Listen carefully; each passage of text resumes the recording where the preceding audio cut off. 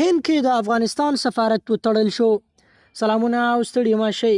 هیله ده چې خبره تر پای وګورئ او که چینل مو نوي سابسکرایب کړی چینل سابسکرایب کړئ. راځو د خبر پر لور. د هند په نوي ډیلي کې د افغانستان سفارت د یوې اعلامیې په خپرولو سره د خپلو فعالیتونو د تړلو اعلان کړی. په خبرپاڼه کې راغلي چې د هند حکومت له لورې د ورپېښو ننګولو له کبله خپل فعالیتونه د 2023 میلادي کال د نومبر له 23 نیټې وروسته د تل لپاره تړلي. په ورته مهال په هند کې د افغانستان سفیر فرید مامونزي هم پر خپله ټویټر پاڼه لیکلي چې د سفارت په تړل کېدو خواشینی دی.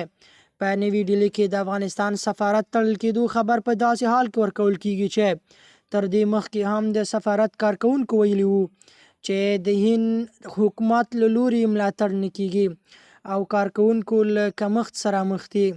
هند بیا له افغان سفارت سره د ډیپلوماتیکو اړیکو کمرنګه کېدو خبره رد کړې وه.